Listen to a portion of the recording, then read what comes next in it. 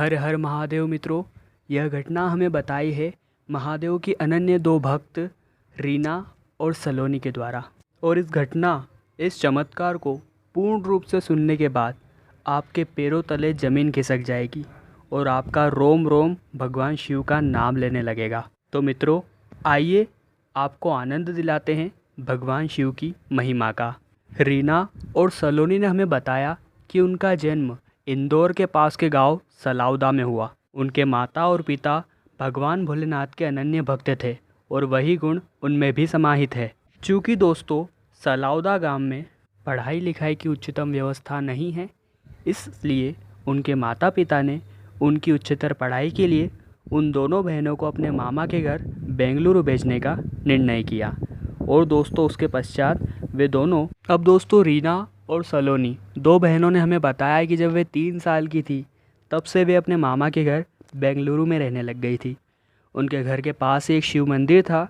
चूँकि उनमें गुण था कि वे एक महादेव के अनन्य भक्त थी दोनों बहनें, इसलिए रोज़ाना पास के शिव मंदिर में जाया करती थी और महादेव के मंत्रों का जाप भी किया करती थी।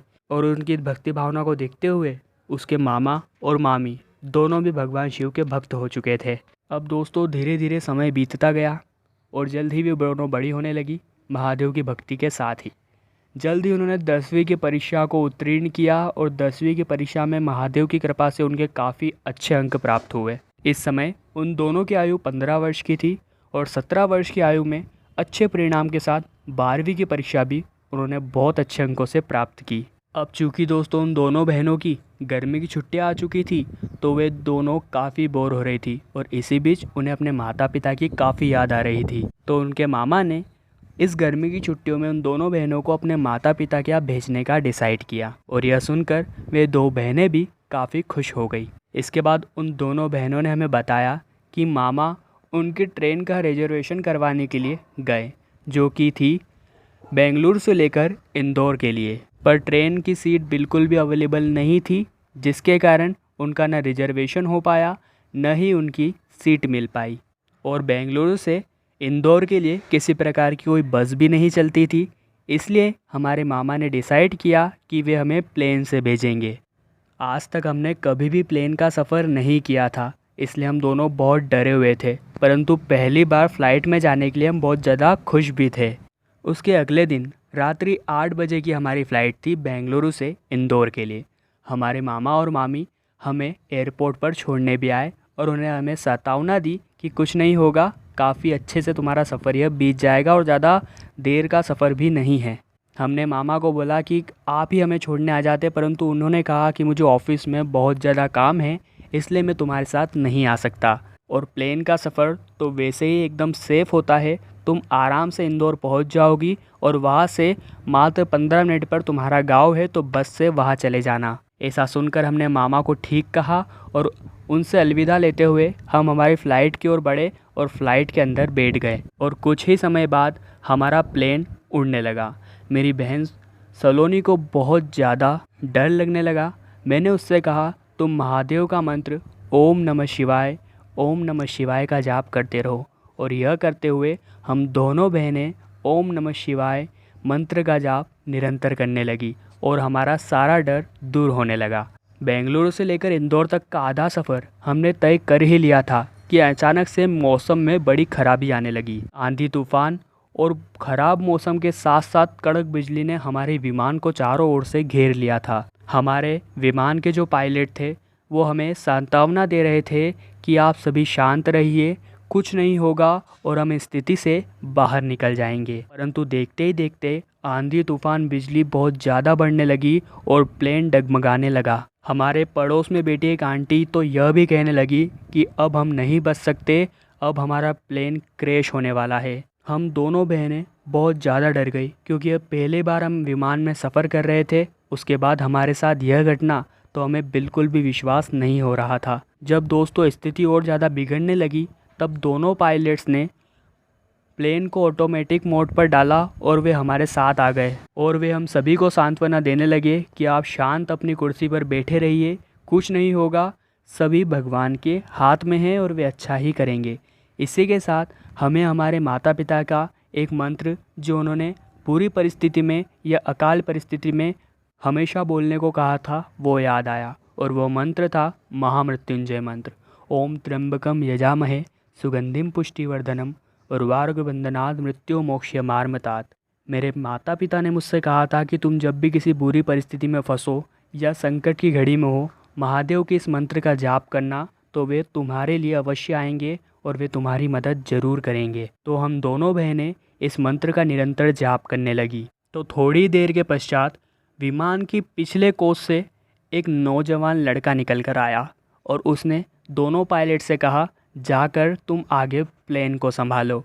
और सभी यात्रियों को उसने एक बात कही कि आप सभी शांत अपनी कुर्सी पर बैठ जाइए और ओम इस प्रकार का ध्यान करते रहिए, और बाहरी न किसी आवाज़ पर ध्यान दें, न बिजली पर ध्यान दें, और यूँ समझिए कि आप ध्यान अवस्था में बैठे हुए हैं। दोस्तों 15 मिनट तक हम ध्यान अवस्था में रहे, चूँकि उसने हमेशा कहा था। जब 15 मिनट बाद हम सभी यात्रियों ने अपनी आंखें खोली तो जो हुआ उसे देखकर हमारे पैरों तले ज़मीन खिसक गई और हमारे रोंगटे खड़े हो गए। दोस्तों सब कुछ शांत हो चुका था। जितनी भी आंधी थी, तूफान थी, बिजली थी, सब कुछ दूर चले गए थे। और दोस्तों मौसम इतना सुहाना हो गया था कि हमारा प्लेन बिल्कुल सही गति से चल रहा था। जो पायलट्स थे हमारे, उन्होंने लाउड स्पीकर में हमें सूचना दी कि अब सब कुछ सही हो चुका है। वे खुद इस चमत्कार से बहुत ज़्यादा प्रभावित थे।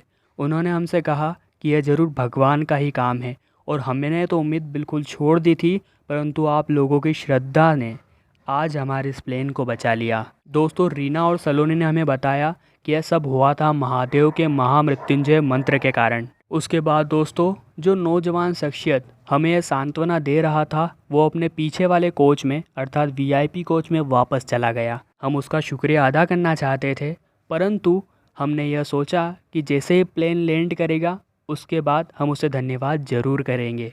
जब प्लेन लैंड हुआ इंदौर के एयरपोर्ट पर, तब हम बाहर निकले और हम बहुत इंतज़ार कर रहे थे कि जैसे ही वह शख्स बाहर आए तो हम उसे बहुत बहुत शुक्रिया अदा करेंगे। परंतु एक एक करके सभी यात्री बाहर निकल गए, परंतु वह शख्स जिसे हमें सांत्वना दी थी वह अभी तक बाहर नहीं आया था। एक एक करके पूरा प्लेन खाली हो गया, पायलट्स भी बाहर आ गए। जब पायलट्स बाहर आए तो हमने उनसे पूछा कि वह शख्स कौन था, वह कहाँ है जिसने हमें सांत्वना दी थी और जिसके कारण हम बच पाए हैं। तो उन्होंने कहा कि उसके बाद तो हमने भी उस शख्स को नहीं देखा, क्योंकि उस शख्सियत ने अपना नाम महेश बताया था। तो पायलट्स ने उस समय उस विमान में जो भी यात्री थे रजिस्टर में उन्होंने उनका नाम देखा, तो वे देखकर एकदम हैरान हो गए, क्योंकि महेश नाम का यात्री उस विमान में था ही नहीं। यह सुनकर हम दोनों बहनें भी एकदम हैरान हो गई और हमारे रोंगटे खड़े हो गए और हमारा रोम रोम भगवान शिव का नाम लेने लगा, क्योंकि वे महादेव ही थे जो बुरे समय में हमारी रक्षा करने आए थे, हमें साहस देने आए थे। और वो महामृत्युंजय मंत्र का परिणाम ही था कि अकाल आने वाली मृत्यु भी टल गई। दोस्तों हमारे पुराणों में भी बताया गया है कि जब भी हमारे ऊपर मुसीबत आने लगे, अकाल मृत्यु का खतरा मंडरा रहा हो, तो महामृत्युंजय मंत्र का जाप हमें करना चाहिए। मुझे पूरा भरोसा है कि इस कहानी से आप बहुत प्रभावित हुए होंगे महादेव शिव के प्रति। अनुरोध करता हूँ कहानी और घटना अच्छी लगी हो तो लाइक ज़रूर कीजिएगा, कमेंट में हर हर महादेव लिखना मत भूलिएगा, और हमेशा ऐसे चमत्कारों को देखने के लिए नीचे लाल कलर का बटन दबाकर हमारे चैनल को भी सब्सक्राइब करके साथ ही में बेल आइकन को ज़रूर प्रेस कीजिएगा। अभी के लिए आप सभी को हर हर महादेव।